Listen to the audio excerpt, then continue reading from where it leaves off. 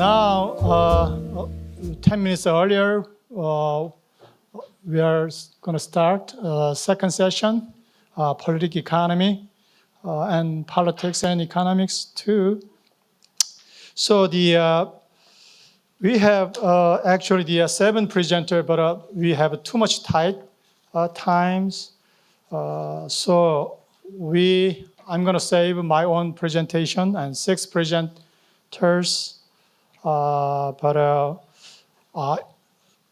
have, I'm pretty much asking each presenter's 10 minutes presentation. And then we have actually the designated discussant, but in the lunch time, we flexibly readjusted. So there is no designated discussion, just free. If you are designated discussant, you can talk in free times, okay? So continuously, before begin, let me introduce a little bit, very briefly. We have 6 presenters. First, Stephen Haggard. He is a very widely known political economist. His book is Developmental State in 2018 and Backsliding is 2021. And Professor Yong-Chul Ha from the University of Washington. His recent book is Late Industrialization, Transition, and Social Change in South Korea. Yong-Chul Ha sitting in the second. And Professor Gun Lee from the Seoul National University.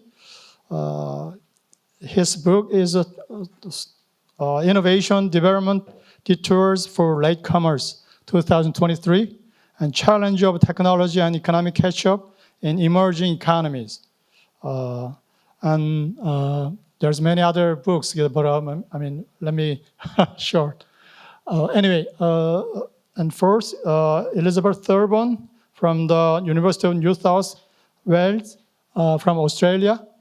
Her book is Developmental Mindset in 2016 and Developmental Environmentalism in 2023. And In-Hwa Chu, Hong Kong Baptist University from Hong Kong. Her book is Global Rise of China. And we have, right now, the Jae-Yong Song is a little bit late. There is some problems in traffic problems, I think. Anyway, we will start first. So why don't you begin Stephen? Okay. Okay, so thanks very much for being here. I have to say that the political economy group was quite nervous after the presentations this morning because the topics you guys are working on are so fascinating and interesting, and the presentations were so compelling that all of us now are worried about what we're going to do. So, but let me frame this up for a second and then turn to my own presentation because I'm going to talk about a very particular part of this political economy issue. But basically, as you probably know, Korea is a kind of test case of a particular class of rapid growth countries. And there's this very intense debate which took place over several decades, starting in the 80s and going into the 90s, about the origins of high growth in South Korea. And I summarized that literature in this little book on the developmental state, but that's this developmental state stuff, and we'll talk about that. But what's going on now is a new literature about what is the nature of current contemporary Korean capitalism in the low growth period, and particularly since the transition to democratic rule. And so how does democracy interact and social policy interact with patterns of growth and policy? So what I want to do today is talk off three interesting developments in the world political economy, because this paper is going to focus on how Korea's current development is affected by its international context. And those three developments are, first, and some of you who don't work on this issue might not know this, but the pace of globalization has basically slowed and even reversed. We are not becoming more globalized over the last decade. It's reversed. If anyone wants these slides, I can send them to you, but you can see trade has sort of flattened as a share of world GDP. Foreign direct investment has sort of flattened out. So that's big point one. Big point two is that industrial policy is very much back on the agenda. After a period of kind of neoliberal orientation, neoliberal ideology, we're back in a world where governments are thinking seriously about industrial policy. And most of the panelists are going to be talking about that in some degree. But then what I'm going to talk about as a kind of framing for this discussion is that trade and investment have become increasingly securitized. And what I mean by that is that questions about international security are now playing into patterns of trade and investment in a way which they haven't in the past. And Korea comes into this because Korea is going to be affected by that securitization process. So what I'm going to do is I'm going to sort of pose 5 questions and touch very briefly on possible answers, but this is really more like a research agenda than it is a definitive set of findings. So, point number 1, can the United States, in acting with its allies, undertake global, large-scale initiatives with respect to the international trading system? I mean, can the WTO be revived? Is there a future for the Trans-Pacific Partnership? Is there something that the United States can do? And the answer to that basically is no. I mean, we're living in a world now where, because of developments within the Republican Party in the United States with respect to the trade issue, it's extremely difficult for the United States to take large-scale initiatives. And then the question becomes, is China taking advantage of that? Getting out of the TPP from the United States perspective was really a strategic mistake of significant magnitude. And now we're living with this world where, under Democrats or Republicans, trade policy is going to be very difficult to move forward. So what are the implications of that? That's sort of question number one. Number one. Question number 2 is, the United States is currently addicted to sanctions. We love sanctions. It's a sort of cheap tool. We can impose them at will. There's a lot of discretion. The Treasury and the executive can act unilaterally to do these things. We designate individuals, we designate firms, we designate countries, right? So I don't want to sound hypocritical in making the following charge, but it's becoming increasingly clear that China is also engaged in this kind of activity. And those of you who are Korean in the room remember THAAD. And if you're Australian, you remember the 14 points that China basically hands to Australia and says, these are issues we need to clean up if you want to restore the nature of the diplomatic relationship. And so now countries are grappling with the risks associated with dependence on China. And when you hear the word supply chain resilience, what that actually means is, how do we limit dependence that may put us in a difficult circumstance in a future period? And Korea is very much preoccupied with this. And the policy question for Korea is, what's an acceptable level of dependence on China? Is there some ceiling, that you don't want to go above because of risk?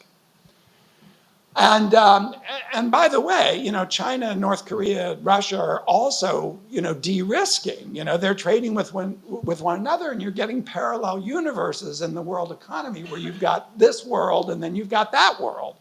And there is decoupling going on. Not as much as people think, but not insignificant. Third question. There's an increasing preoccupation in the United States, and I think it's spreading to our allies, that the transfer of certain kinds of dual use and high technologies to China poses not an economic risk, but an actual military risk, in the sense that those products are potentially incorporated into weapons systems that the United States and its allies would face on the battlefield, to be just perfectly blunt. And so there's now also a politics of export controls, which Korea has been drawn into, which is, what do you limit? You know, you can't limit everything. Korea is not going to stop sending low-level memory, chips to China. It's got manufacturing facilities in China. But what is it that you have to control in order to prevent this stuff coming back to get you? And that's an increasingly complicated and interesting politics about how export controls are and aren't coordinated. Finally, 2 more points and I'll stop. Why is industrial policy coming back? I mean, this is really, an extremely interesting question. I think we need sociologists, we need literature people to kind of interpret the texts and tell us why this trope is coming back. Because it's just very clear that governments in the advanced industrial states, not just in the developing world, in the advanced industrial states are talking about industrial policy. Korea is doing this, Japan, Taiwan, the United States, Europe, they're all talking about how you devise an industrial policy, for example, for facilitating the green transition. There are trillions of dollars of investment that are needed. The private sector is not going to provide all of that. And so, there are a lot of issues that are driving this, but I think one of them clearly is Chinese industrial policy. So you've got a system which is moving in an illiberal direction, which is heavily subsidizing industry, and the rest of the world is feeling the fallout because it's affecting the structure of competition across a range of industries in which us, that is Korea and the United States, have a very particular interest. And so the question about, how to adjust to the IRA and the CHIPS Act on the part of Korea, and Korea now has its own semiconductor policy that you might have seen in the news, and how those get coordinated is a very important question. Okay, and then finally, one last question that's really interesting for those of us who study international institutions and international organizations, which is a very distinct and robust field of study within international relations for those of you in other disciplines, is, how do international institutions work? How do they govern? Who runs them? Who has authority? Who has power in them? And the WTO is wounded. It's not dead. It's still there. The CPTPP with the US and the TTP, which is an agreement we were negotiating with the Europeans, both of those are dead. But what's springing up in their place are a whole series of interesting plurilateral agreements among small numbers of players around very particular objectives. So the AUKUS is about submarines and about a series of technological things. That part of the AUKUS is ignored. We've got this Fab 4 alliance between Taiwan, Korea, the United States, and Japan, which has to do with chip manufacture and particularly fabrication, not just design. We've got the Quad. We've got, Korea is now an Asian partner of NATO. I mean, this is really a strange world we're in. I mean, you think of Korea's foreign policy interests primarily centered on the Asia Pacific. No, it's now a partner of NATO, and that partnership has to do with issues of technology and so forth. So I'll just close out by saying you're seeing new dimensions of the alliance. The alliance, I think, is wrongly construed as primarily being a military alliance, which it is. But when these leaders meet, you hear them talking about AI, about public health, about semiconductors, about supply chain resilience. That stuff is real. These discussions are real. And they're engaging industry and governments around new forms of collaboration. So those are things that we're watching in the international political economy space. Thanks very much. Okay, next, Professor Ha. Thank you, first of all, to Professor Kwon Hyung-gi, who has been a very important part of this new SNU initiative in Korean studies. I don't know how many of you know me, but then I used to teach here at Seoul National before I moved on to University of Washington 2007. Anyhow, my talk is about how to understand tradition in the context of a late industrialization as a way to establish a new approach to sociology of South Korea or even beyond. Okay, so let's see. This is my new book. Just came out in March this year, and I don't want to go into these details, but then let me just briefly share with you the gist of my book. What I argue is there. So I start with a paradox in Korea's economic development. That is, an ultra-modern industrial economy has been achieved, yet traditional networks of obligation and solidarity, such as blood, school, and regional ties, have persisted and even become more deeply reinforced, profoundly affecting the fundamental aspects of Korean politics and socioeconomic relations. Okay, so I think this one is not this new paradox is not accidental. It requires a very detailed explanation. So I call it neo-familism. I think this neo-familism requires an explanation as to when, why, and how it arose. Okay, so the analysis of this paradox reveals distinct social phenomenon which arose through interactions between the developmental state, traditional institutions, and economic task. So why did I decide to write this book, which is relevant to today's discussion about the future directions of Korean studies? First of all, domestically in Korea, as we all know, intellectual, let's say, society or community of Korea in 1980s were actually quite muddled, with so many different foreign international concepts, theories, frameworks coming and going, leaving such a confused field understanding of a Korean society. Ultimately, what is truly Korean actually still remains to me as a unexplored as a residual category. To the international academic community, I notice the serious gap between political economy and sociology in studying late industrialization. So I try to unpack how tradition gets involved in the process of late industrialization in the case of South Korea, and what kind of sort of social institutional phenomena occurred. That's the gist of my book. Let me just go further. So here, in passing, I have to mention this. So far as I'm concerned, no adequate theory of social change beyond the theories that claimed universal social consequences of industrialization, leaving sociology of a late industrialization as a theoretical limbo. And then also, based upon this book, I try to suggest different stage of Korean studies in terms of deprovincializing, which means Korea has become no longer a target for introduction. Korea itself has become a target for study in itself. So this is the gist of my argument.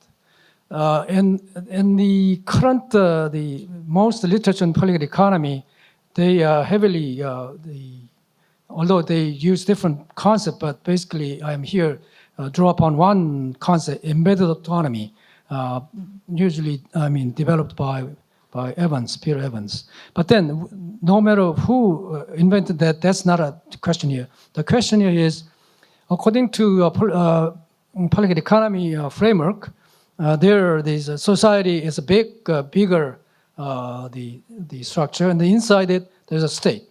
So the state and society was related through social ties, the school ties, regional ties, family ties, kind of thing. So still the state is able to maintain some sort of autonomy, even if there are close the tie-based relationship between the two institutions. But then my problems with the political economy literature are the following. That is, first, to me, is too functional. Too functional in the sense that they use this concept only mainly to explain economic success. Also, this framework, to me, is static. In other words, for example, it doesn't address what happened to society over the interactions for a long time between society and the state. In that sense, I think also it's a very narrow in focus. So what I try to do in my book is exactly what happens to society as time goes by. Also, what happened to the state itself. So by highlighting, by analyzing these intricate kind of interactions between the state and society through this embeddedness, I would like to demonstrate how society itself changes over time, so that ultimately I would like to make some kind of contribution to the discussion about modernity. Usually modernity issue has been discussed in so much too vague, too abstract terms. By having this kind of analysis, I could demonstrate what kind of distinct social institutional consequences actually arose in the course of South Korean style of late industrialization. Anyhow, let me go further because it's no time. So then, what's the relationship between late industrialization and social change? Basically, as you know, state-led industrialization. But then, first of all, some groups, people, or some person should start perceiving the backwardness, and then out of backwardness, sense of inferiority, and then sense of urgency comes. And then planning, implementation becomes very ambitious, okay? So then what happens? Let me go to the further down there, okay. Let me see the backwardness.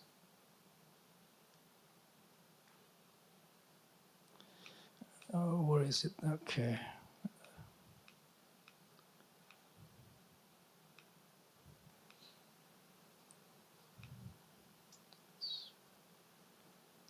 Anyhow, the gist of my argument is that somehow late industrialization is bound to bring back traditional institutions and values.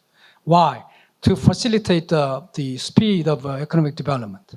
Why? Tradition is so familiar to people that it's easier to persuade people in pursuing economic development. So by going through, by analyzing how traditional institution values are introduced, brought back, and why, and then through the state mediation, we can understand the sort of what really happened to society. So far, as far as I can see, we don't have any distinct, any conceptual theoretical framework which would help us to understand social dynamics based upon state-led industrialization. Okay. So normally we talked about class theory is very, very popular even in Korea. But then here, I maintain we need to contextualize patterns of industrialization. We also contextualize the patterns of social change because of that. Okay, all right. So let me just briefly summarize and then probably finish here. So Park's Korea, in the case of Korea, Park Chung-hee's sense of backwardness, inferiority, sense of urgency are well documented in my book. It's very obvious. But then Park needed people who could help him both with competence and then reliability, in other words, trust. So he had to recruit people from his own region among those who passed high civil service examination. So that's how he both secured competency and then trust. Okay? And then this kind of recruitment patterns were emulated by chaebols. Okay? So let me go to this. This is what I call sociology of chaebols. So in other words, chaebol is not simply academic institution. It's very important to understand Korean society. So ownership is basically family ties, right? Management is regional or school tied. In other words, the managers at the high up level are either related to the owner through regional ties or school ties. Workers generally they didn't have either school or regional ties, solely basically regional tie-based people. So this is the sort of a snapshot of sociology of chaebols. Okay? Then my last part of the talk is this. Then what are the distinctive social institutional phenomena that occurred in the course of South Korea's late industrialization? For example, I want to go back to, for example, the third one, industrialization and bureaucratization, for example. It's a common understanding that industrialization brings about bureaucratization in social science, the parlance. But I maintain in South Korea, South Korean bureaucracy lost its own bureaucratic integrity because of frequent penetration by chaebols into Korean bureaucracy. Okay? And also famous discourse in Korean society, individualism. Is really Korean society becoming more individualistic? I say no. It's become more privatism based. Why? Based upon neo-feminism, based upon school and regional, the blood ties, Korean society is become more of a privatism based upon particularism, very much exclusive of people who are outside their own affiliation. So individualism is based upon recognition of individual autonomy and then respect. Sorry, let me just finish. Normally I don't go over, but somehow it's too much to say. But then let me just then close by, let's say, state-society relations. No, it's very important one, so I have to address this. Normally, what we understand in terms of state-society relations is state versus society relationship, meaning society confronting state. But I will say in Korea, that framework, that pattern has not happened. So basically, what I call society led by state or state and with society model. So I differentiate the 4 different patterns of state-society relations. Okay. So in other words, in conclusion, then what I've been trying to say to you is that first, we need to understand distinctive patterns of social change on the state-led industrialization. Then each case of late industrialization is different from the others, so that we need to develop a different contextualization to understand what really happens in society. And then through this kind of interactions among the state tradition and then the economic units, actually, we, in the case of South Korea, neo-feminism developed. In other cases, other units. In conclusion, I'll say that what I tried to do was to narrow the gap between the predominance of political economic frameworks and then total lack of reference to the social changing patterns in most studies. Thank you very much. Thank you very much. I really ask a big apologize to the two tight presentations. And next, Professor Lee Gun from Seoul National University. Thank you. I'm economist. I'll talk about my recent article about this nature of capitalism in Korea with this framework of compression, decompression, and diverging convergence. My article just got Best Paper Award by this journal. I got the notice this week.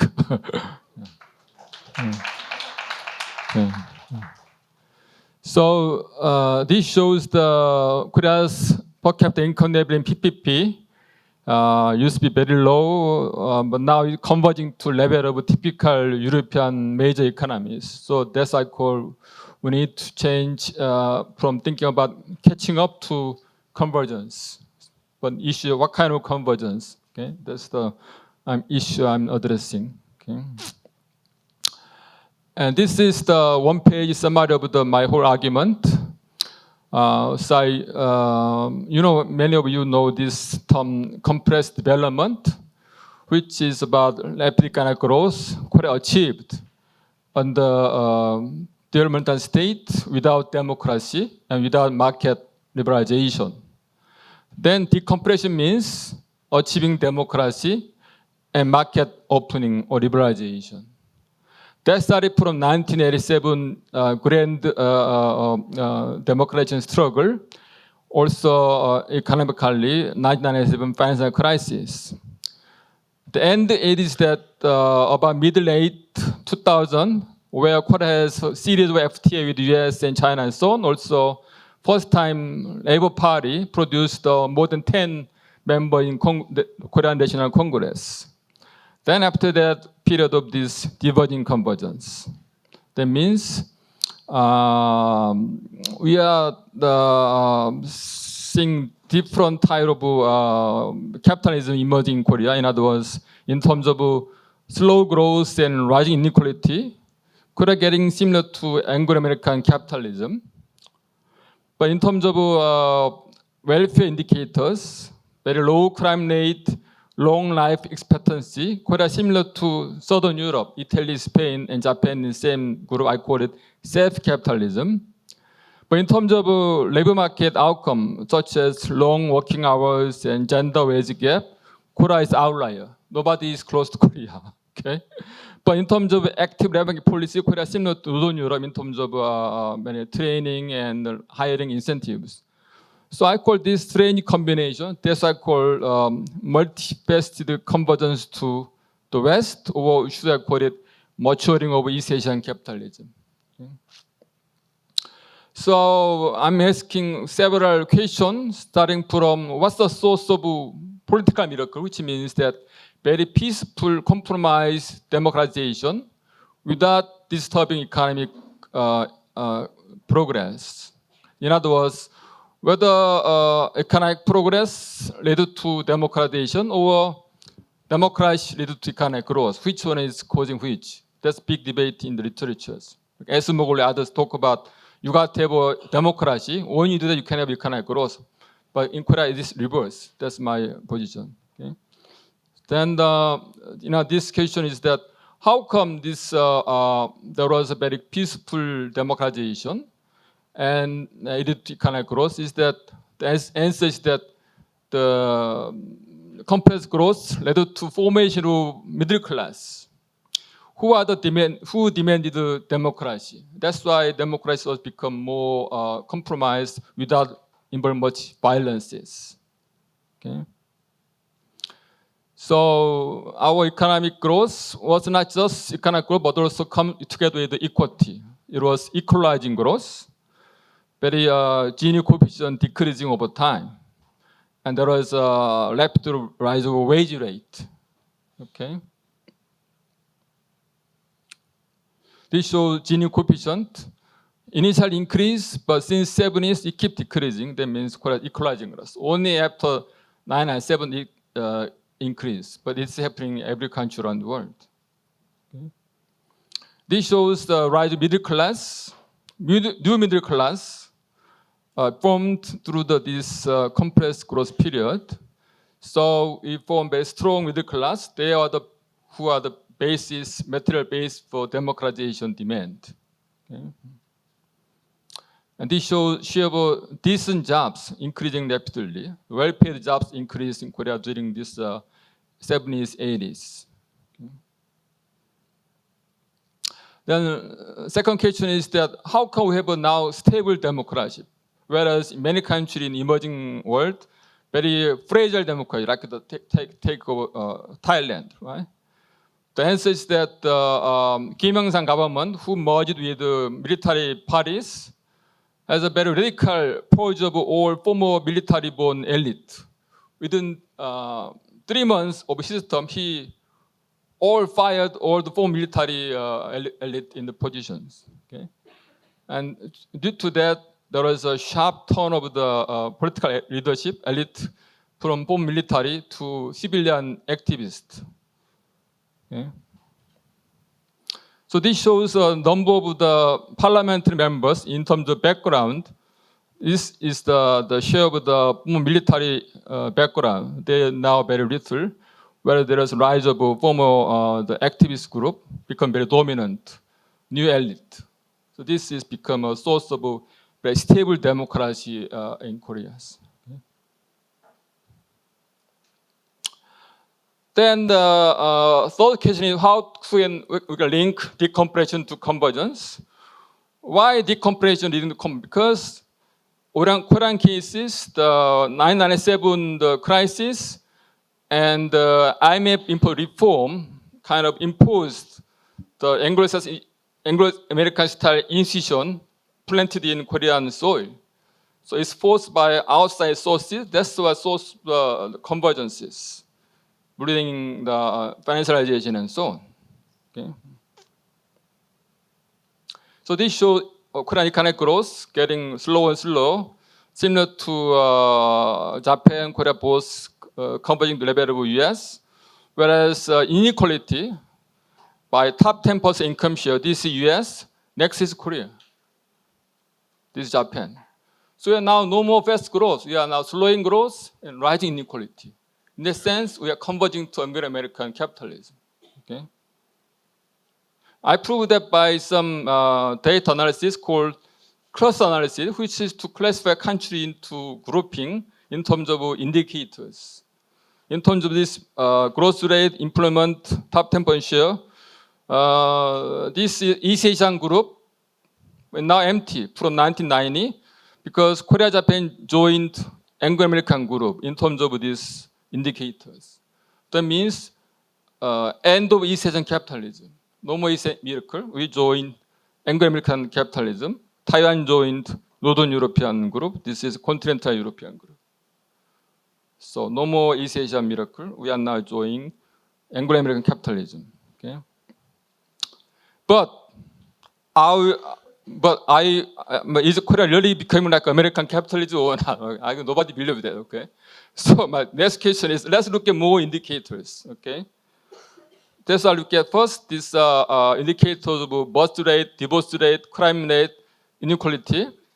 Result is Korea has same cluster as in Italy, Japan, Spain, Korea. I call it safe capitalism. Very low crime rate and very long life expectancies. Okay? So these are the data. US is outlier. Nobody is same as US. US is most dangerous capitalism in the world. Highest crime rate, very short life expectancies. Okay? And this is Southern Europe, Korea, same group, the mixed group and Canada. Okay? People look at another indicators like gender wage gap and working hours. Korea is the outlier. Nobody is close to Korea. Extreme long hours and suicide rate. Okay? Then in terms of the Korea outlets, Northern Europe is that less work, very gender equal pay, and so on. Okay. But Northern Europe is not that bad because in terms of divorce rate, they are very high. Yeah. So they are gender equal, but unhappy capitalism in my sense. High divorce, more crime, short live. That's Northern Europe. Northern Europe is not the heaven either. Okay? Then, in terms of the active labor policy to support the hiring, training, Korea is getting close to Northern Europe. Korea trying to become like flex security, flexible and secure labor market policy. That's the Korea heading toward. America is quite different. Okay. Then lastly, I look at democracy index. So Korean democracy index is same as US, higher than US a little bit. Okay. But much lower than the Northern Europe countries. But in terms of corruption, we are same as Europe, the US. So I call it Korea-US both free but not so clean democracy. Okay. But it still is convergence to US level. Okay. And in terms of this, Korea is no more drug-free country. It's another convergence. Korean youth getting into now more drugs as a Western youth. Okay. So if I skip this, maybe this one. Conclusion is that, so maybe I would call it multifaceted convergence to different type of capitalism, or we should call it maturing of East Asian capitalism. But for sure, we can say that we are no more East Asian capitalism. Okay? Because in the sense of drug and low growth and rising inequalities. So maybe we call it new divergence or variables. Okay? So the Korea still remain different from any particular type of capitalism, but in terms of many indicators, we are getting similar to typical Western capitalism. So I might call it, maybe we may call it the advanced version of East Asian capitalism, maybe. But still, we have to figure out how to define it. Okay, thank you. Thank you. Thank you, Professor Lee. And the next presenter is this, Professor Tarvan. Presentation could last longer, then we have a little free discussion time. Okay. Thank you so much. It's really, it's lovely to be here with you all today, and thank you so much, Professor Kwon, for having me here.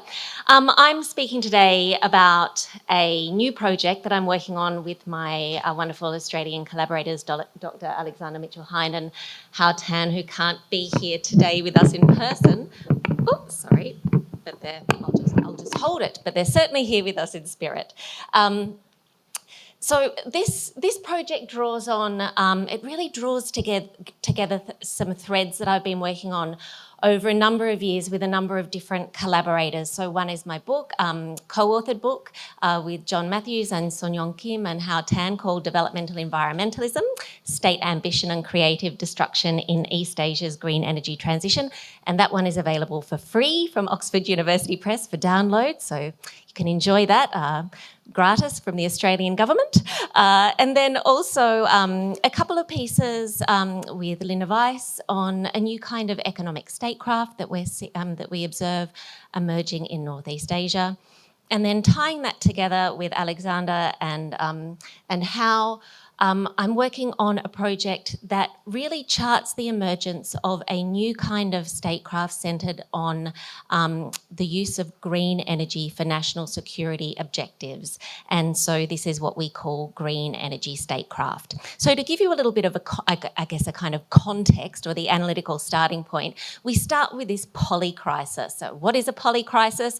It's a cascade of converging challenges. So if you think about the kind of challenges that policymakers in East Asia, in Australia and around the globe are facing, first of all, you have the kind of structural condition of dangerous climate change. And this means that countries around the globe are under enormous pressure to rapidly reduce their reliance on fossil fuels. But at the same time as you have to do that, you can't just phase out fossil fuels without a replacement. So you have to build the new green energy industries of the future, from smart grids to green hydrogen to electric vehicles. And that itself is a major techno-industrial challenge, the kind of techno-industrial transformation challenge that hasn't been seen arguably in human history, given the time constraints under which it has to happen. And at the same time as policymakers have to do this, they have to navigate a changing geostrategic landscape that is growing great power rivalry between China and the US, which is really causing countries to rethink the viability and desirability of their existing trade and investment and technology ties. So as Professor Haggard was saying earlier, no longer can we take our existing trade and investment and technology relationships for granted. When we're building these new green energy industries, we have to look for particular supply chain security. We have to look at alliance considerations, etc. So what we observe in relation to this poly-crisis is quite an innovative new approach to governance that we see emerging. We observe it particularly in China, also in South Korea, but it is emerging, we would argue, also in the United States and in Australia, in the UK and Europe, as all countries kind of seek to grapple with these challenges. And this is what we call green energy statecraft. So what is green energy statecraft? This is the practice of using or mobilising your green energy related policies and institutions to address national security challenges. So to address your economic security challenges, to address your energy security, your environmental security, and in fact your military challenges. So it's a very particular way of thinking about the purpose of the green energy shift and what this fundamental shift in how we organise our energy systems around renewables and how this can enhance national security very broadly conceived. So what does this kind of statecraft actually look like in practice? Well, this is a bit of a mind map. It's kind of like an ideal type, if we think in Weberian terms, not ideal type in terms of desirable, but an ideal type in kind of a mental abstraction that we take from a kind of empirical observation to help us make sense of the kind of changes at the level of institutions and ideation and policies that we're seeing. So first we have this kind of this mindset, and as I just described, this mindset around the way that we think about the purpose of the green energy shift and how it is fundamentally driven and shaped by national security concerns, by these pressing national security concerns. And then that mindset kind of informs the reorganisation or a reimagining of our approach to different spheres of governance. So we see here on the one side, this is quite small, I appreciate, I'm sorry about that, but there's a kind of domestically oriented green energy statecraft. This is the kind of, we might traditionally think in the language of industry policy, like this is building green energy industries, but we don't use the term industry policy for reasons I'll come back to. So that is a really particular approach to building these industries that isn't just about transitioning away from fossil fuels, but at the same time, it's about fending off and outflanking and moving in step with foreign economic and geostrategic rivals so that you can emerge as the front runner, as the frontier player in these new high-tech, technology-intensive industries that are high-wage, high-value-added, export-oriented, and are thus seen as very desirable from a national economic security perspective. And then you have your externally oriented economic statecraft, and this involves, well, who are going to be our partners in the green energy shift? And, if you think about, for example, South Korea, highly dependent on fossil fuel energy imports. The green energy shift offers an opportunity, of course, to shift to renewables and to start manufacturing the country's own renewables, but that won't be possible to meet 100%. So where is going to be a reliable source of green energy imports? For example, say green hydrogen, Australia here could emerge as a really important partner, but of course, that is, Australia is seen as an important and desirable energy partner, not just in economic terms, but in geostrategic terms as well.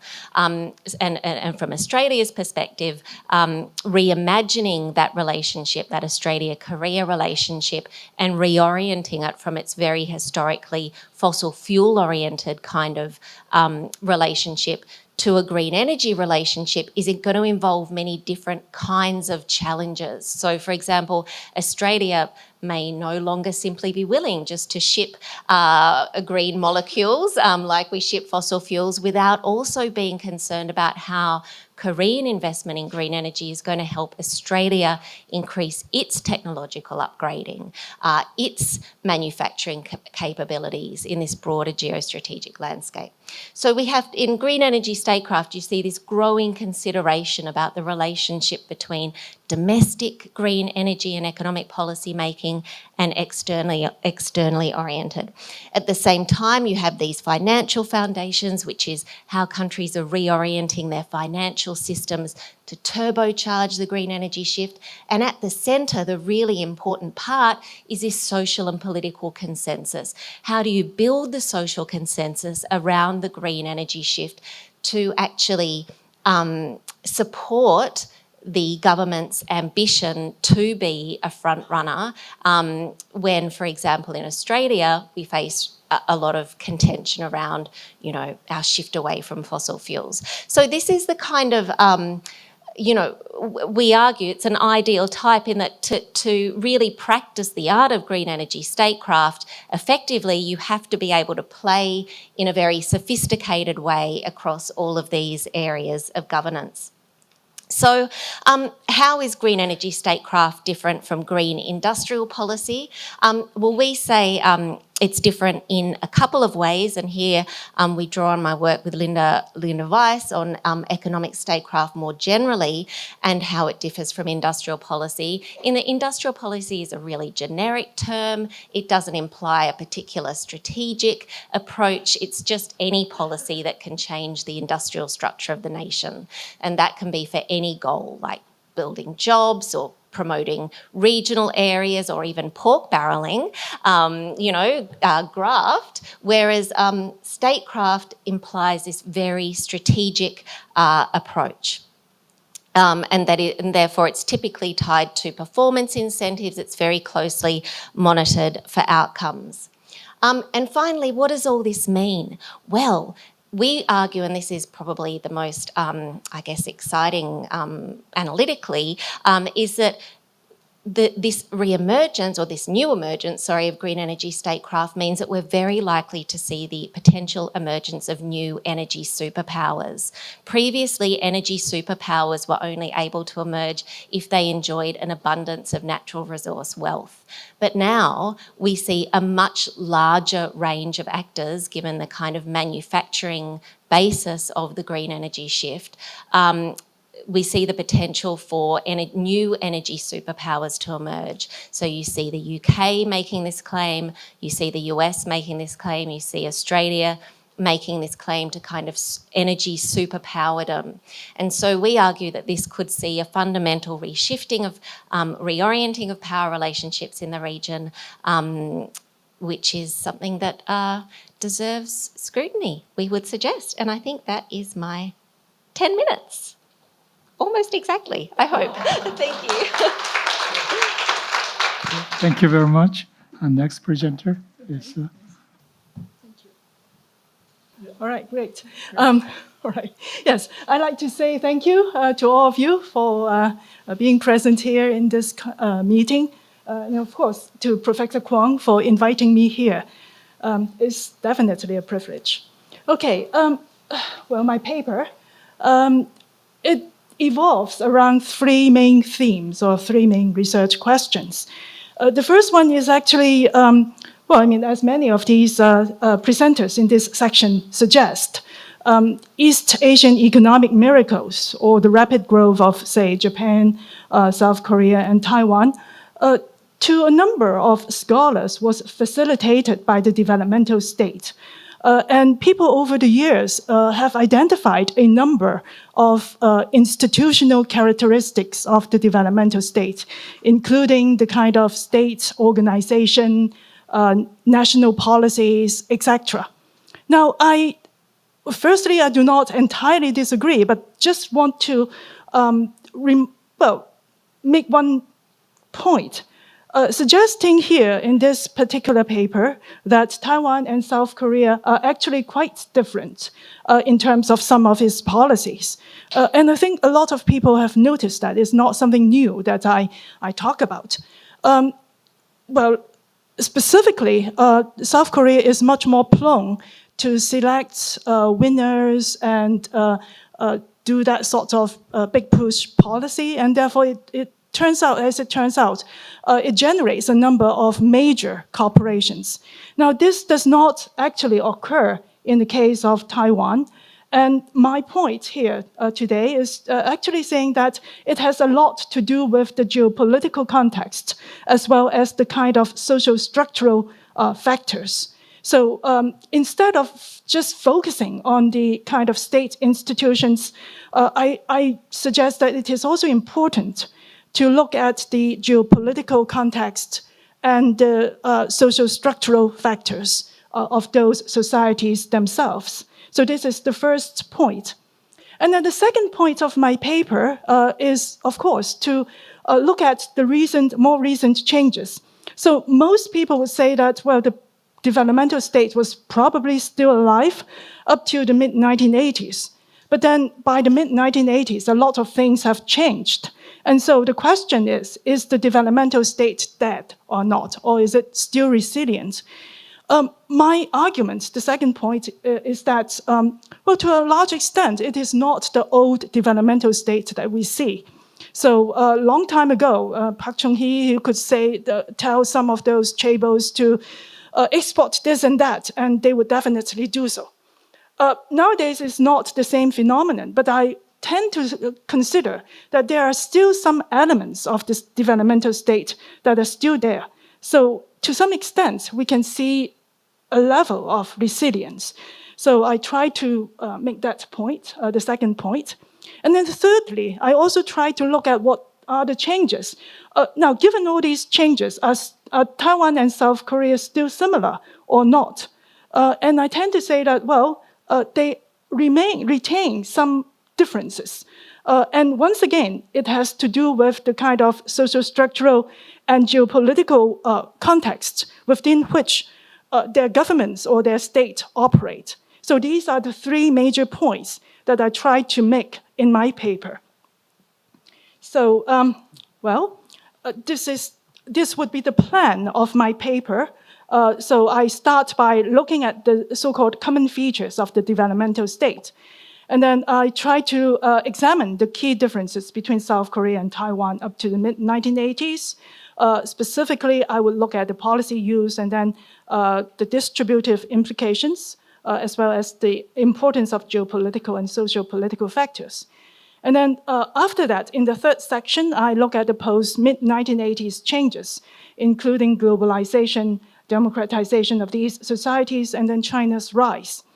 I argue that, there are important changes, such as the growth of the local corporations. They become much more resourceful, and then they are integrated into the global economy, and therefore the relative decline in state influence. China's rise as the second major change. And then I suggest that even though China's rise poses a challenge to many countries in the region and in the world, it has a very complex influence on Taiwan. And then democratic transition and is, kind of an unexpected influence, especially in South Korea, and so on. And then finally, the paper would cover a little bit of COVID-19 and look at how the kind of developmental-like institutions, formal and informal institutions, were put to work to tackle this sort of pandemic. And then I'll also look at some performance of the top R&D firms in these two societies and look at, what do their investment pattern tell us about the changes in state capacity as well as the changing strength of those corporations. Sorry. Now, I will not go into detail. As you all know, we have only got 10 minutes. I think I've already used up 5 or I don't know how many minutes. So I won't go into details. Now, the thing, I'll just highlight some of those things. Now, in Korea, between the 1960s and 1980s, we all know that in Korea, the government tended to pick winners and then also undertook the so-called big push policy. In Taiwan, it was not the case. Actually, it gave tax concessions and did not really discriminate against the smaller exporters. So long as you export certain goods, then you get tax concessions. And then in Taiwan, when it tried to put up its own version of heavy and chemical industry drive, it did not rely on private corporations, but rather use some sort of so-called triple alliance. Once again, a term used by Peter Evans long time ago when he talked about Brazil and so on. Some sort of triple alliance, Taiwan style. Sometimes it was successful and sometimes it was not. So in Taiwan, you did not see an automobile industry because it failed. Very simple. And I suggest that because the reason for, say, Taiwan did not privileging this sort of private capital, I argue that it was in part the sub-ethnic tension. So on Taiwan the mainlanders versus the ethnic Taiwanese. So that actually generates some sort of mutual distrust, and it make it very hard for both parties to work together with each other. Okay, going on to the so-called social-political changes and death of the developmental state. Now, once again, I'm not going to go into all these details about economic growth, deepening of globalization, China's rise, or whatnot. Basically, what I was trying to argue in my paper, hopefully I will be able to convince the more skeptical people, is that, in both Taiwan and South Korea, I would say that their state leaders continue to feel the keen threat of survival. So they still consider economic security to be a top priority. So they will try to, they think that it is important to have some sort of advantage vis-a-vis their regional competitors and the emerging economies and so on. So I would suggest that to some extent, the so-called will to develop was still there. And then, of course, we could see that some of the state institutions were demolished, such as the Economic Planning Board in South Korea. But then I argue that the kind of leadership and the role of coordination were more or less taken up by other ministries. So in South Korea, that would be the Ministry of Information and Communication, the Ministry of Knowledge Economy, and then in the case of Taiwan, it has always been the Ministry of Economic Affairs. Now, of course, there are the issues of competition and continuity of policies. In the paper, I would argue that, well, of course, there are such problems, but their effect is less serious than we tend to observe. Now, I won't go into details, as I said.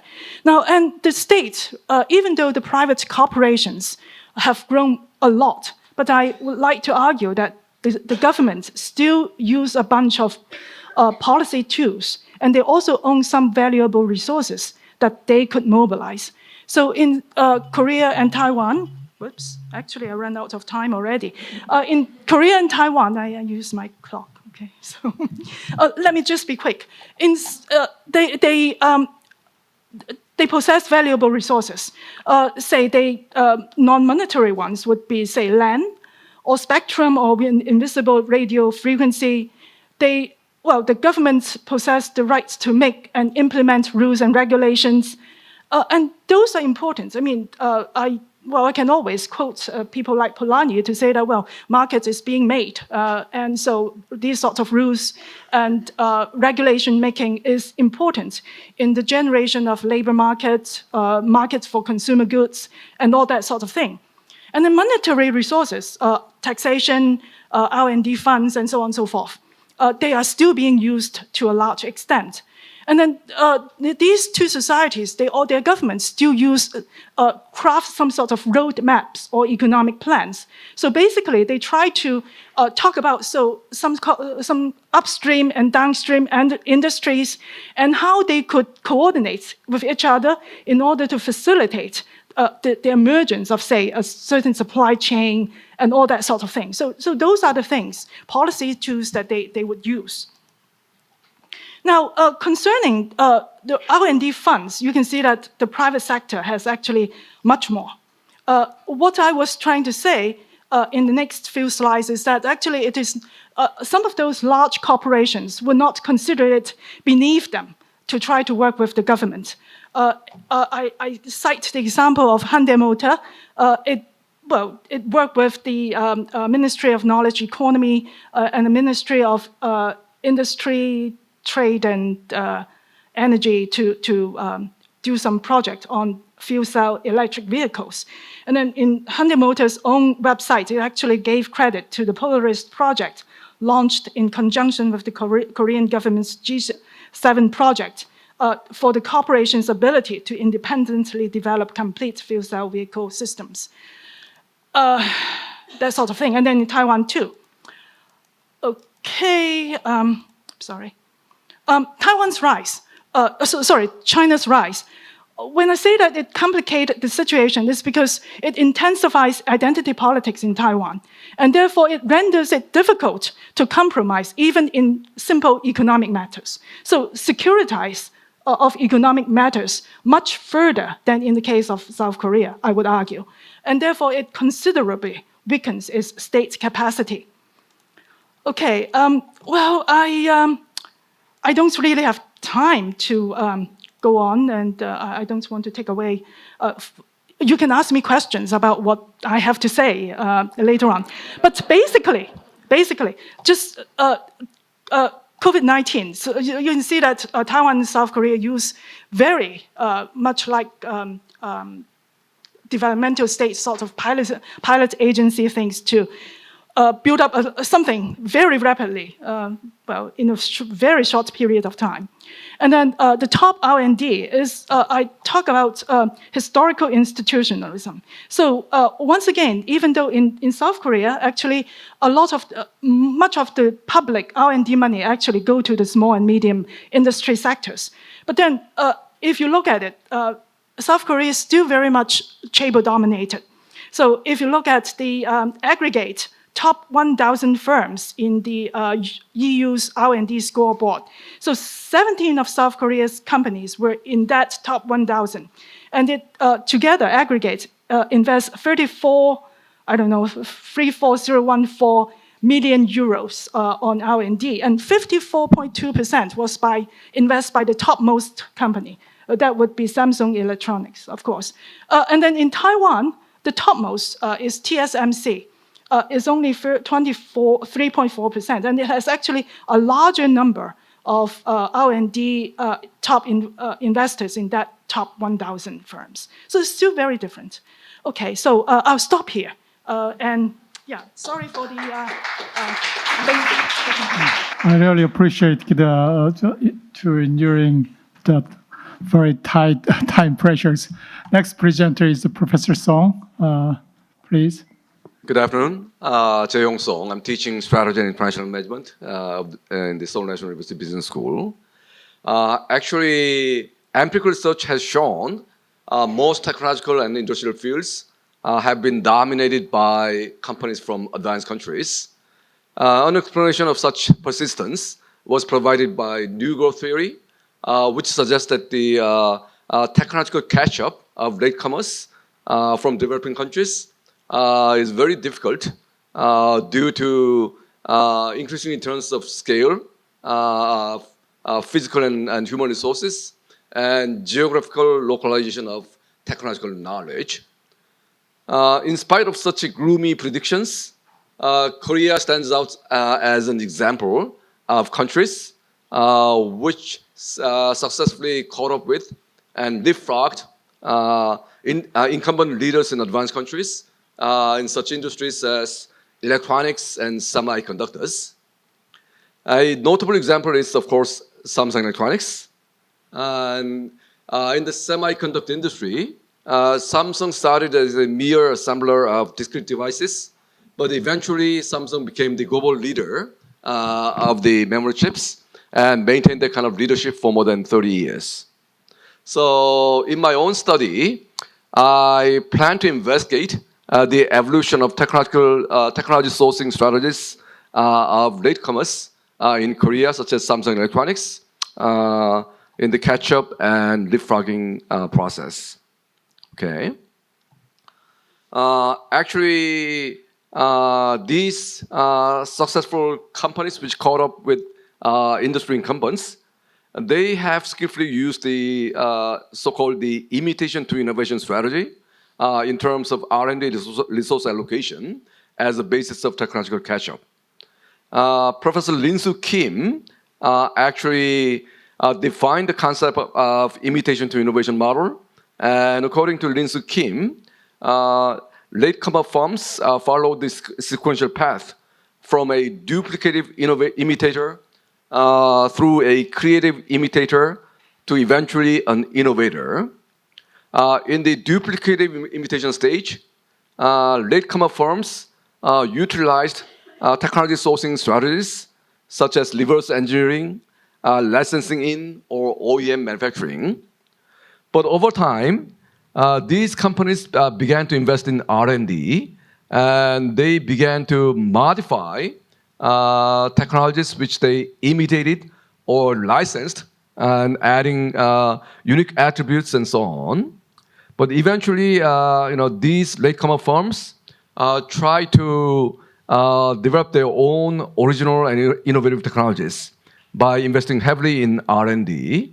But when they make investments in R&D, they often also rely on other forms of technology sourcing, such as international joint ventures, open innovation, and so on. And according to my own research, collaborated with Professor Gun Lee, we showed that in the catch-up process, one-sided focus on either imitation or innovation impedes technological leadership changes or catch-up. So in the early stages with low-level technologies, latecomer firms should prioritize their resource allocations to imitation. And then over time, as they advance, a greater allocation of R&D resources to innovation becomes crucial. So I focus on, of course, the Korean examples. And Korean companies initially used the so-called the fast follower strategy as a basis of their rapid technological catch-up. So initially, as Lin-Soo Kim suggested, Korean companies relied on duplicative imitation based on reverse engineering and licensing. And then they began to develop their own R&D muscles. And in the process, my own research showed what I call the learning by hiring or the engineer mobility played a very important role of technological sourcing of Korean companies as well as Taiwanese companies as well. And so, for example, many returned brains who studied in the United States, and then returned to Korea, they brought some very important advanced technologies to Korean companies and Korean economy. So they played very important roles in the rapid technological catch-up process. And Samsung Electronics is no exception. In the catch-up process, Samsung originally relied on reverse engineering and licensing. For example, in the semiconductor industry, in the membership business, Samsung originally licensed technologies from Micron Technologies in the United States and Sanyo in Japan. But even when they made massive investments in the membership business in 1983, the first massive investments they did was to set up an R&D operation in Silicon Valley. So the Silicon Valley R&D operation called the SSI, they actually recruited more than about several hundred top-notch engineers in Silicon Valley, and 80% of them were ethnic Koreans. And they played very important roles in Samsung's rapid technological catch-up process. So from the very early days, Samsung relied not only on imitation, but also they tried to build up their R&D muscles, not only in Korea, but in overseas R&D operations. So that's how Samsung was able to become the global leader in the membership business so quickly. But at this moment, Korean companies are afraid that their traditional fast follower strategy may not be sustainable and may not be so effective for several reasons. First of all, change in government regulations, 52-hour work limit, and also the young generation of Koreans, MZ generation, they do not want to work so hard. In the past, Samsung employees worked very hard, Monday, Tuesday, Wednesday, Thursday, Friday, and Friday. But those days are gone. So the young generation of Koreans, they place much higher priority on work-life balance. And also, the Korean companies are facing a very tough challenge from Chinese companies. The comparative challenges. Chinese companies, in general, are working much harder than Korean companies these days. So, the Chinese challenge and also the increasing protection of intellectual properties by advanced countries. Say, several decades ago, Korean companies could imitate technologies from advanced countries without penalty, but those days were gone. So that's why Korean companies are now facing a big challenge, and they need to make another transition from fast followers, which they focus on sort of a creative imitation, to genuine innovators. So to make successful transition from fast followers to innovators, Korean companies should develop different types of capabilities, innovation-prone culture, human resources and systems. And Samsung has faced such a problem early on. So Samsung is a good example of how Korean companies are making such transitions from creative imitators or fast followers to innovators. So in my own research, I will do some in-depth case study of Samsung Electronics and how Samsung has developed their innovative capabilities over time by spending a lot of money in in-house R&D, and also at the same time, they have been very good at open innovation by, in other words, borrowing technologies from outside. And these days, they went one step further by establishing a very extensive global R&D network. So they set up many overseas R&D labs, and in particular, they set up a global AI research center network in major locations, and they have actively pursued research collaboration with major universities and corporations. And a big research R&D lab in Silicon Valley now, more than 1,000 researchers in Silicon Valley. And they also became one of the top 3 corporate venture capital in Silicon Valley. So they have actively invested in promising startup companies in Silicon Valley, and they did some M&As to acquire advanced technologies in order to make a transition towards genuine innovators to become industry leaders. Okay, thank you. By now, we have we are targeting just 10 minutes before 3 p.m.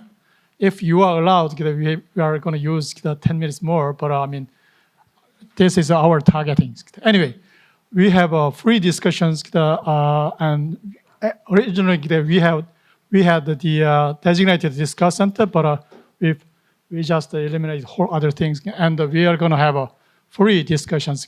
If you have any questions, say something, you can raise hands and raise questions. Any of you, okay. For Professor Haggard, I have one question. It could be like chicken or egg question, but you mentioned briefly about Chinese industrial policy is one of the factors.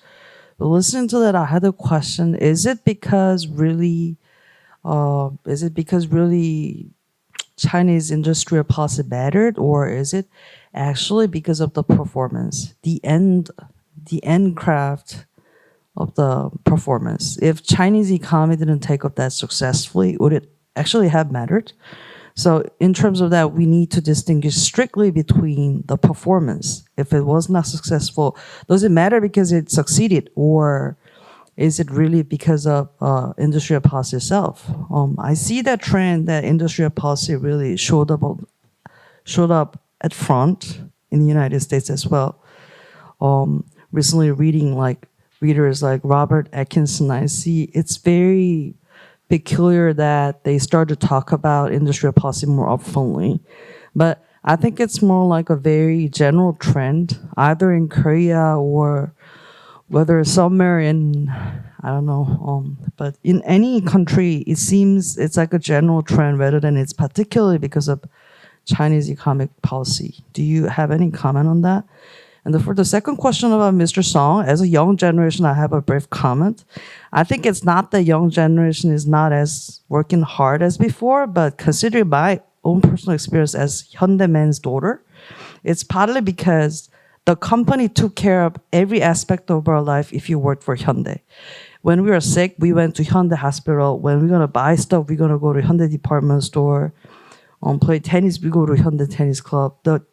And my father was lifetime hired, so we're taken care of by the company. I think that's why my father overworked really hard. So it's probably the change of trend a little bit mattered in this case. But thanks for the presentation.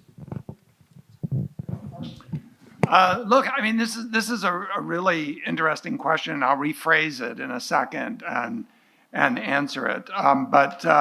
But let me start by saying that the social consequences of trade with China, in some sense, antedated concern about industrial policy altogether. And one thing to remember about the United States is, you know, the American economy is very open, and it's been very open.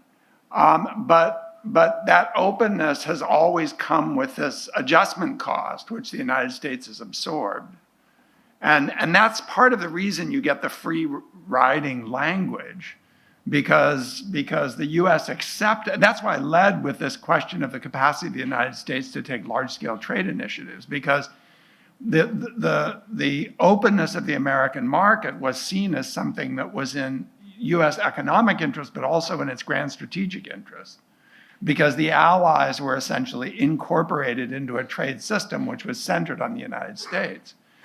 But over the last 20 years, there's been a very significant debate about whether the displacement of labor that was taking place was a result of immigration and trade, namely external factors, or whether it was a result of skill-biased technological change and questions surrounding education.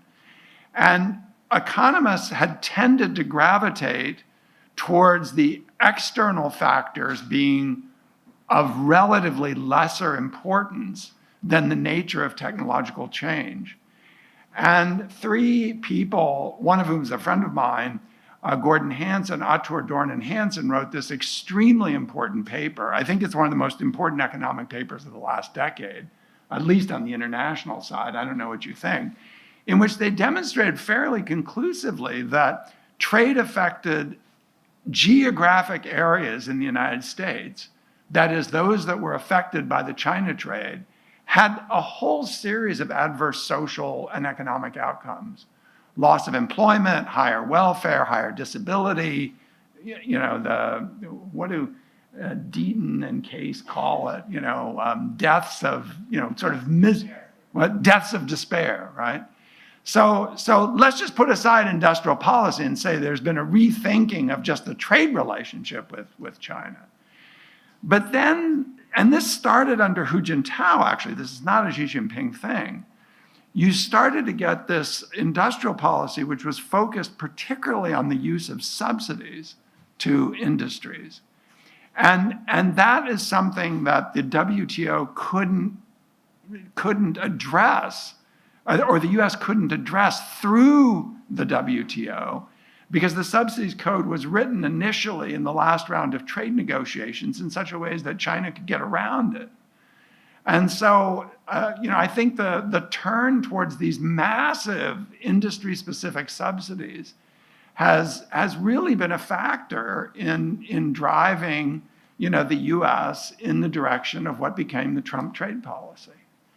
And, the Trump trade war, those of us who are critical of Trump and think he's unfit for office and so forth, can quibble about the details, but he fundamentally transformed the way the United States thinks about the China relationship. And if you look at the Biden administration, it hasn't shifted any of the policy instruments, the tariffs that were imposed under the Trump administration.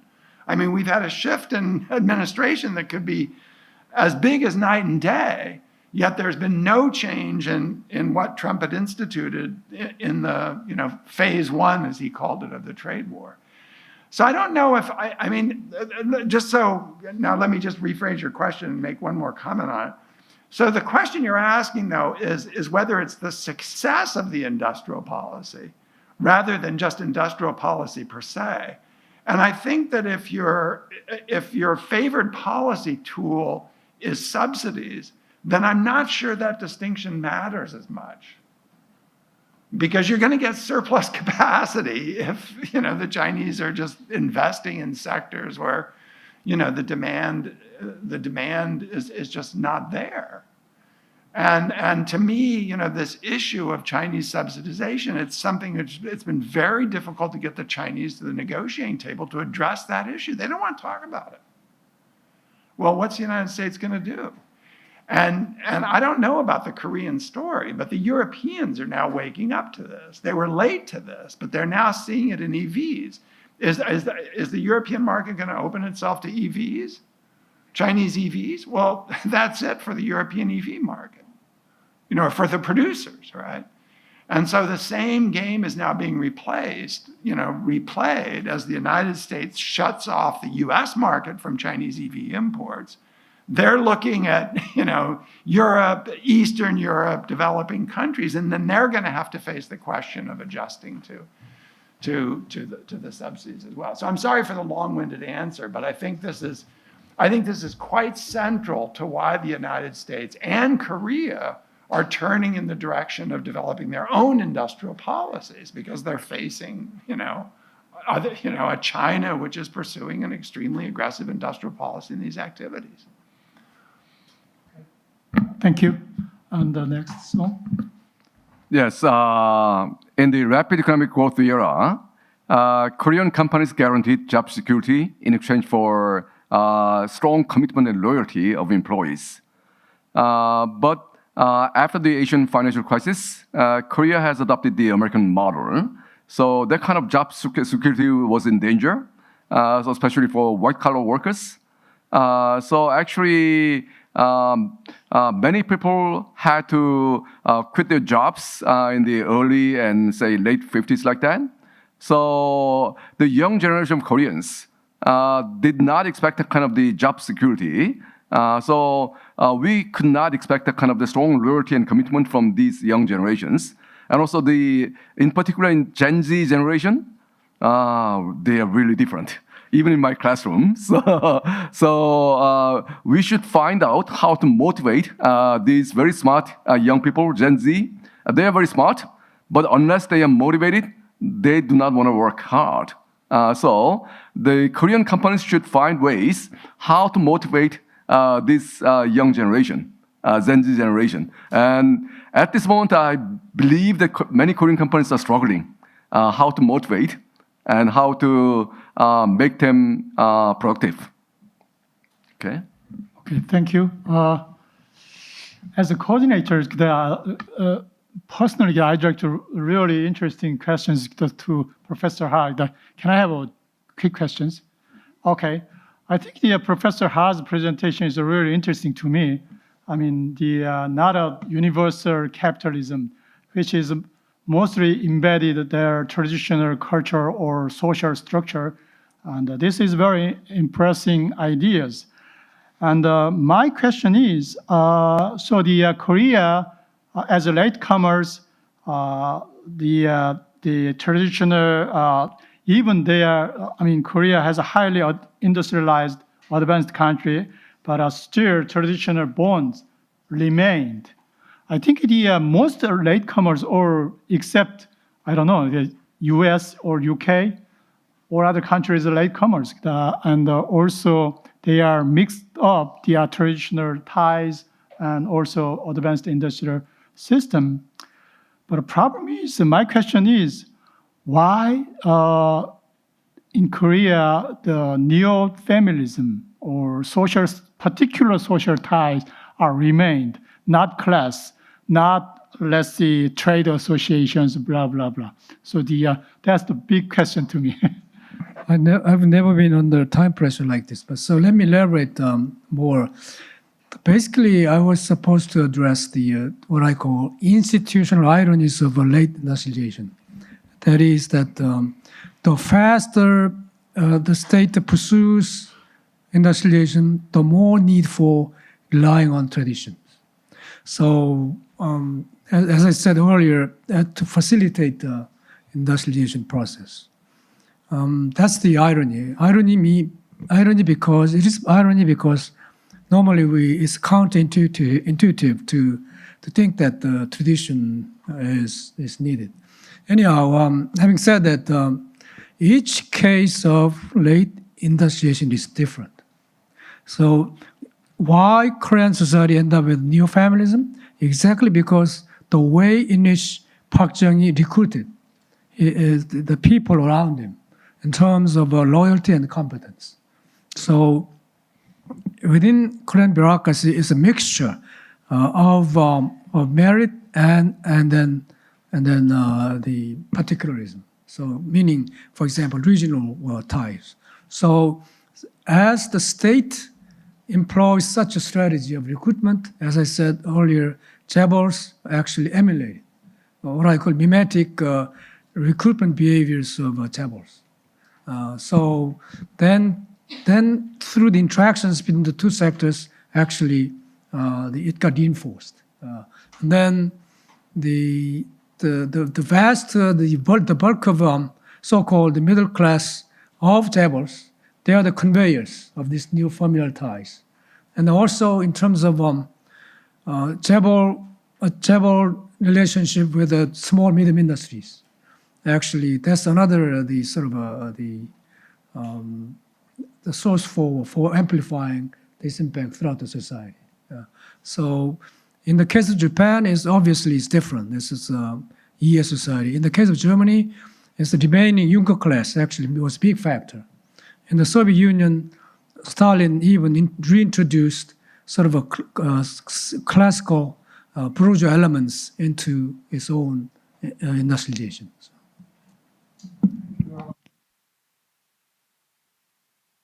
To Professor Ha and Professor Song, because Ha mentioned that the importance of school and regional ties and chaebols recruitment, but Song mentioned that young guys, young workers, they have to be motivated by financial incentives. It's somewhat different perspectives. I don't know which one. Is it still true in the sense of the old importance of this all the school ties and regional ties and I don't know what's the real situation right now. Yeah, I think from a rational economist perspective, you're right. I mean, it's supposedly disappearing. There are so many factors which are actually pushing toward the weakening this kind of ties. But then, so sitting in Seattle, I used to call my former students who are now full-fledged professors. I asked them, giving my analysis of the structural factors emerging, which indicates that this social tie should be weakening, they said no, it really holds true even nowadays. So that's why to me, Korean society is now in deep kind of chaos or transition from one stage to another, as you even mentioned in your own paper. In my view, at the top management level, at the old generation, social ties may remain intact, but for young generation, they are different. They are much more, motivated by the financial incentives, and they care much more about work-life balance.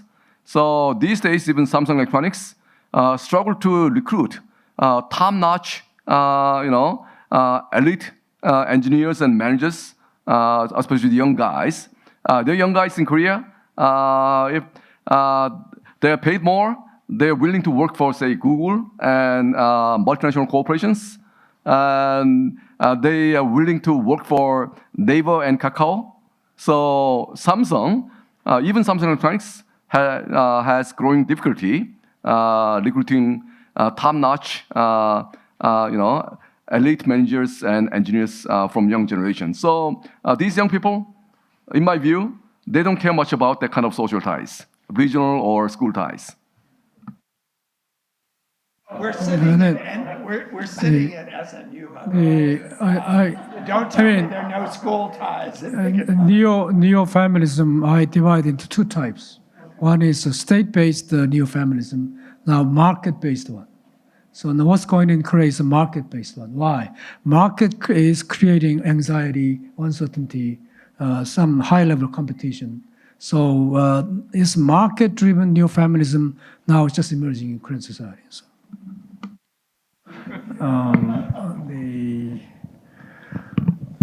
This is a fascinating paper, actually. It's no wonder he won the best article prize.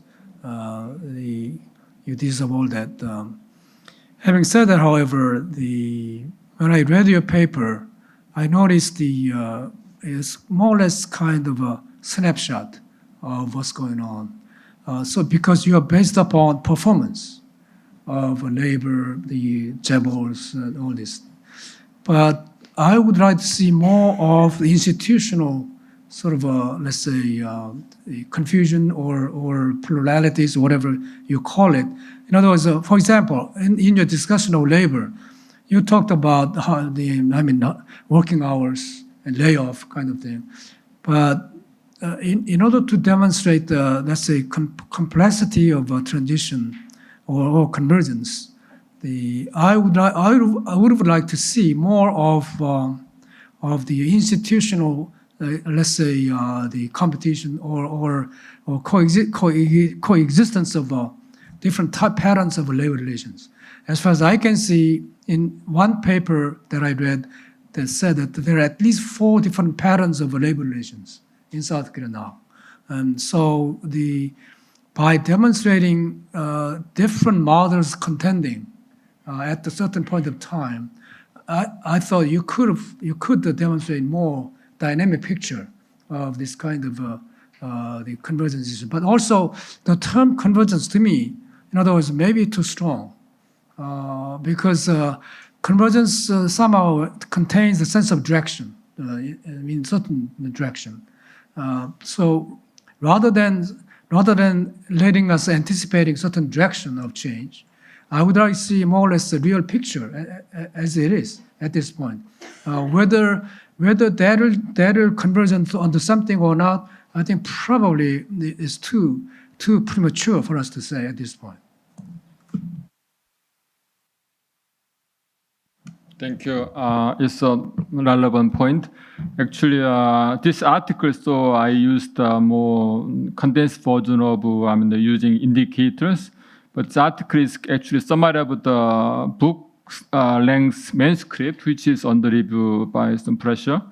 In the book version, I have more detailed on the institutional basis of this convergence or divergence. For example, in the Korean welfare system, social indicators, we are getting similar to some European countries, but the path is different. In other words, as somebody mentioned, all workers, the welfare package was arranged by chaebol, not by government. That's the one reason Korea was lagging behind in terms of getting strong welfare packages. Okay? So that's now we're catching up into welfare package, but not due to any demand from the class-based, the organization-based demand by working class, but by the NGOs or politicians. So the process of becoming welfare state is different from Western Europe. Not demanded by working class, but demanded by NGOs, activists, politicians. So although our outcome is similar, the process is different. Yeah, those things are written in the manuscript version of the book. Another 5 seconds, please. from my point of view, rather than talking about converging towards something, what I see in Korea, what's going on in Korea to me is the kind of confusion which has been seeking to develop let's say, Korean style of capitalism, rather than converging onto something.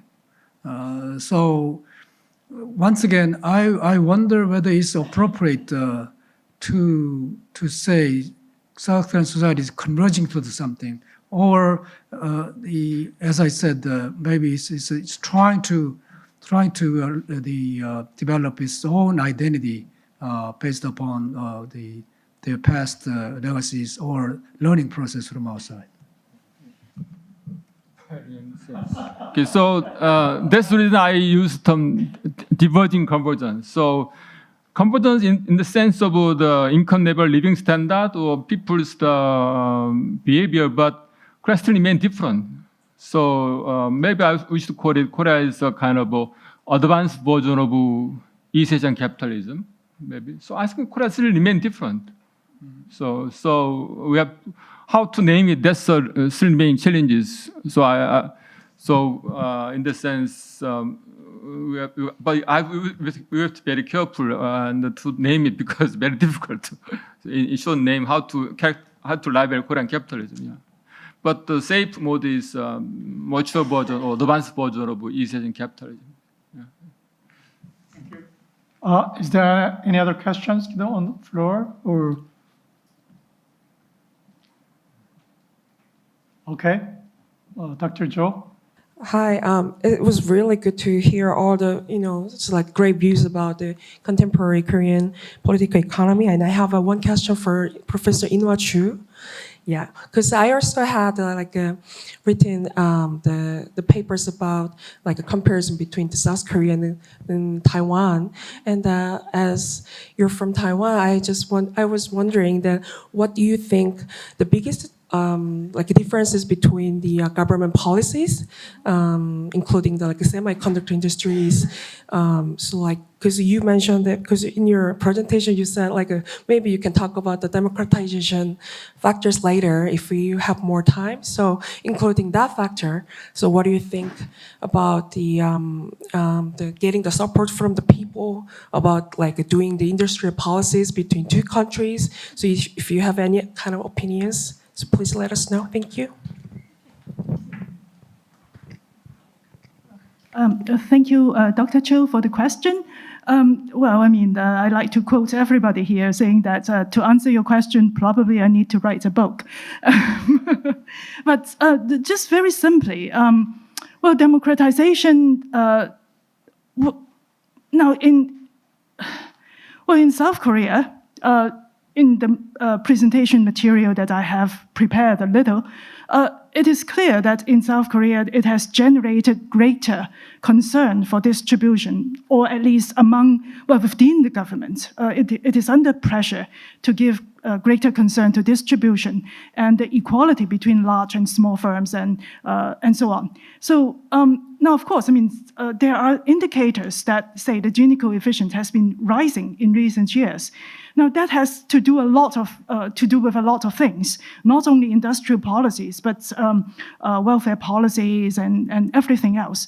But insofar as the democratization and industrial policy is concerned, what I've seen is that in the case of South Korea, and I'm quoting actually Dr. Kim, Professor Kim and Professor Kwang's paper, and I look at a bunch of other findings, is that at least the government's R&D funds is nearly 30% of them go to large corporations, whereas the rest, that means 70%, actually go to SMEs, used directly by SMEs. So, and then in many of his programs, R&D programs, R&D support programs, it actually indicates that if large firms could, say, work with the SMEs, then they would, say, do not need to pay so much matching fund and so on and so forth. So there are some deliberate policies to facilitate cooperation between large corporations and SMEs within South Korea. Now, in Taiwan, in this process of democratization, distributive policies was not that important. Actually, it's much more about ethnicity. And as a result, it did not really have a very vigorous labor movement, etc. And recently, if you look at those R&D programs put forward by, say, the Taiwan government, you can see that only one program, would target the SMEs. The rest, most of them, 4 or 5 of them, do not really target SMEs. So it did not really give a lot of privilege or priority to the SMEs as a result. So it's rather ironic. I will stop here. We can continue our conversation later on if you're interested. Okay? Thank you very much. What else do you have? Actually, I have, can I raise questions to Professor Thurban? I think industrial policy versus or developmental state conception versus the statecraft is pretty much interesting, and green energy statecraft is also very interesting. My question is do you think there's different types of green energy statecraft, and I mean comparatively, and in this sense, if there is a typology, then what is the Korean characteristic, or what does it mean for Korea? That's my question. Thank you. That's an excellent question. Oh. There we go. That's an excellent question. So we don't. I think no. In terms of are there varieties of green energy statecraft? No, we use this. We distinguish green energy statecraft from fossil fuel statecraft, basically. So if there's a typology, they're 2 different kinds of energy statecraft. So we go energy statecraft as the broad category, and within that, fossil fuel statecraft and green energy statecraft, and they support different kinds of claims to superpower them. So when it comes to Korea, I think where we've seen an incredible amount of, if you think of that typology of where does Korea stand on its kind of green energy statecraft ambitions and executions, there's been an overwhelming emphasis in Korea on the domestically oriented green energy statecraft, so what we might think of as the green energy industry building initiatives, centred on smart grids, centred on electric vehicles, centred on green hydrogen, and an increasing attention paid to externally oriented green energy statecraft. If we look at the way in which Korea, and I give the example of Australia, is paying increasing attention to building those really close collaborative relationships in the green energy arena, and there's been a lot of emphasis on the financial foundations. But where I think probably Korea and Australia both struggle is in that centrepiece, which is building the social and political consensus to underpin a really rapid green energy transition. I think that you see the commitment to the fossil fuel order still enduring in Korea, largely by virtue of concerns around energy security. But in the book Developmental Environmentalism, we look at that shifting pattern. So where, you used to see this really obvious gap between Korea's efforts in building the new green energy industries, and it was kind of lagging in efforts of fossil fuel statecraft, fossil fuel phase out. We see this growing alignment. So there is an increasing emphasis on both fossil fuel phase out and on the green energy industry building. So we're quite optimistic about the transition in that sense. I hope that helps. Yeah. Thank you. Or clarifies. Thank you very much. Can I add something on Taiwan, Korea? I'm very glad to see your argument that Korea Taiwan still remain different in many aspects. because in my analysis too, and this cluster analysis, Korea, Japan now belong to US, UK capitalism group, but Taiwan now belong to the Northern European, the group with a very fair workplace, but unhappy family life, capitalism, okay? But when I go to Taiwan, I often go to Taiwan, but I feel very similar. In other words, the agenda, gender issue become very important to Korea and Taiwan, and also environmental concern very high now. So I think it's driven by the income level. So Taiwan is per capita income is now higher than Korea. So in both countries getting rich, people's attitude and value become very changed. So basically, my argument is that the basic driving force for convergence is income level. If you get rich, your behavior changes. In the long time, Korea used to say there are Korean time. Korea not keeping time, but now it's very functional. In other words, if you get rich, your behavior changes. Yeah. That's my view. In other words, what driving force convergence is the income level. Maybe economics bias, but Can I add a short, quick question also to Professor Chiu? That is, I didn't hear your discussion about the differential impact of the financial crisis on Taiwan and Korea. Yeah. Should I answer it now? Okay. All right. The financial crisis is easier to answer. Actually, Taiwan did not experience so badly, in part because it has a very conservative financial and monetary policy to begin with. Their corporations are not so much leveraged as in South Korea. In South Korea, I believe debt equity ratio at that time was about 3 to 4. 500. Yeah, something like that. Yeah, and Taiwan never was like that. And the Taiwan government, for those of you who know, during the Republican era, that means when it was in mainland China, it has actually, by the mid-1940s, before it went to Taiwan, actually it experienced tremendous, catastrophic sort of financial crisis. So the inflation rates was run away. I mean, 300, 400, and so on. My father told me that one day you can buy a caddy of rice with so much money. The next day you have to pile up a huge stack like newspapers in order to get one caddy of rice. So it was that bad. And so Taiwan government was, took that lesson very badly, and so it did not do the same thing again. So the financial crisis did not affect Taiwan as bad, and so it did not. There is no. In South Korea, you always say that it is the IMF crisis. In Taiwan, there's no such a term. Okay, so people getting rich. Actually, one thing about Korea and Taiwan is that I remember in year 2000, Taiwan's GDP per capita was higher than South Korea. Nowadays, South Korea's GDP per capita is much higher than Taiwan. Nominally similar, but in the per capita GDP, Taiwan is higher. PPP. Oh, okay, PPP, okay. Okay, yeah, but then they feel poor. You go to Taiwan, you ask anyone, they feel poor. Oh, it's true. Can you say it's approximately high? I don't know. I mean, they feel that their income, the salary that they bring home, has not gone up for years, and they really feel bad about it.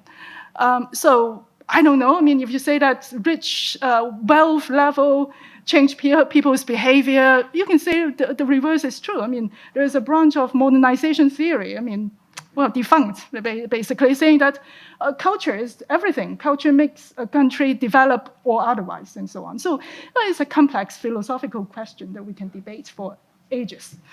Okay. Okay. I think the one or two more questions. Oh, Stephen. We're a diverse audience, so I thought I might just frame the discussion because we're sort of talking among ourselves, and some of you might not, be conversant with some of what the nature of this debate is. But when we talk about income convergence, we're just simply talking about, the rising incomes converging to the level of the other advanced industrial states. But the debate about convergence that Egon is talking about has to do with what's called the varieties of capitalism, that convergence isn't associated with a particular set of institutional form, but in fact has clustered around different types of capitalism. And that's been this big research program about these clusters. But the question I had for you is, it's kind of a technical one, but I think it's important. It seems to me like you include institutions, policies, and outcomes in the mix. And if I were trying to define a type of capitalism, I would actually exclude the outcomes.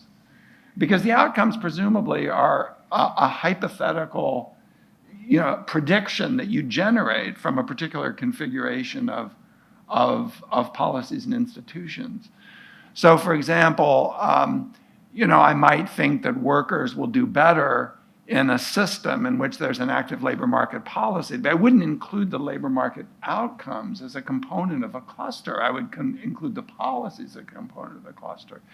So I think, I don't know how far you are along in this, but I think those things should be separated if you're trying to identify a model. And then, of course, the other question is, why is it that Korea is becoming a liberal market economy? I mean, to the extent that it's converging on that. Because in some ways your paper is basically a descriptive paper, right? I mean, it's saying that Korea is going this route, but why is it going that route? And I think that's just an extremely interesting question. I mean, so for example, Korea has a pension system and half the people don't contribute to it or aren't covered by it, even though it's nominally universal. That's just sort of this strange feature of that system. But what drives that? Why is it that you have such a large informal sector in Korea compared to Northern Europe or Southern Europe? What's the why question, I guess? Thank you. I know the original the literature on the variety of capitalism or VOC started looking at comparing the underlying institution of different countries, like a labor government relationship or labor union and so on. But if the argument is true, the outcome should match the institutional basis. But I found that the outcome institutional basis is somewhat different. So I think this is kind of revealed the limitation of the VOC literatures. In other words, using different indicators, they country change the grouping. So in a sense, it's somewhat weak basis of the argument of literature on VOC. That's why I look at maybe both institutional basis, also the outcome variable too. And then regarding the source of Korean convergence or whatever, I think it's, one factor is financialization, which become important after IMF imposed reform after financial crisis. So Korea become more financialized than before. So that's the source of the slow growth, less investment, but rising inequality. Another thing is that after this opening, there are some people who are getting less, badly affected. They are forming a new social policy demanding for more welfare payment and so on. That's why some policy-wise, they become more like a Northern European trying to become welfare state. So there's kind of a dichotomy. On one sense, we have become very liberal market economy like US and so on. But on that, there is a kind of a reaction to that, demanding more welfare package and so on, protection and so on. So this is Korea become very strange hybrid of capitalism in a sense. Right. Yeah, but let me just go one more round on this because if it's true that a particular cluster configuration of institutions isn't associated with a common set of outcomes, then the hypothesis is false. And you need for the hypothesis to be falsifiable. And so that's part of my distress about including these outcomes, right? Because what you're really trying to ask is, does a particular configuration of policy and institutions generate a particular outcome? And if it doesn't, then the hypothesis is wrong. Okay, I think the 2 hours session is looks like it's a little bit tired. This is, I think, the final questions. I think. Yeah. Okay. Thank you. Yeah, I'm Seok Kyung-hong from Department of Communication. I'm a researcher, cultural study researcher in my major research area is as Hallyu and global culture. And I'm just asking that, how about, because you, political economist, are talking about many facets of life and states and economy, and nobody talk about the very tragic birth rate shared by many Asian countries, because it is directly related to labor markets and the future of this capitalist system, late convergent, divergent, anyhow. But I don't know who can answer this. How it is related to your analysis, or not so important? I don't know. Last slide, I skipped that part because Korea showed lowest women's labor market participation, the so-called in the prime age women don't work, and the reason is that lack of the good child care and other care system. So women don't feel comfortable to work, earning small wages. So another is the gender wage gap. Another reason. So that's the weakness of Korean capital, in a sense, that leading to this outcome of this low birth rate. And that, in the regard, Korea should adopt more policy prevailing in Northern Europe, how to balance work and life. And there's importantly including those child care and a lot of the care system available. In Northern Europe, women work and also get married, having more child and so on. Korea is the worst cases. Yeah, can I just make one very quick observation on this? The most basic answer to your question is that population growth is related to economic growth. And if population growth is slowing, then economic growth is going to slow. I mean, that may sound like it's, super simple, but that's the underlying concern, right? And given the fact that it's almost impossible to generate the entire menu of policies to correct all of the particular problems that are generating this outcome in Korea, I've got news for you. You better figure out how to get people to come to Korea, because I just don't see reversing a decline of that size easily, and unless you want to just shrink. And when you get below 1, that shrinking is happening exponentially faster, then you've got to figure out how to get people to come.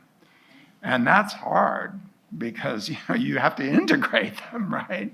And as Europe has learned, that's not easy, right?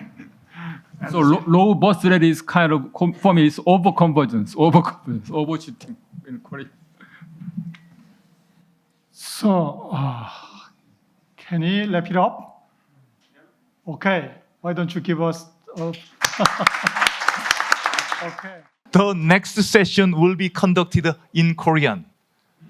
So, for those who may have difficulty in understanding Korean language, presentations in Korean language, we will provide simultaneous interpretation. So if you need a receiver for the interpretation, you can pick one up at the reception desk after signing up, just outside this hall during the break. We will begin the next session at 3:10. So we have enough time, okay? Yeah, please do that.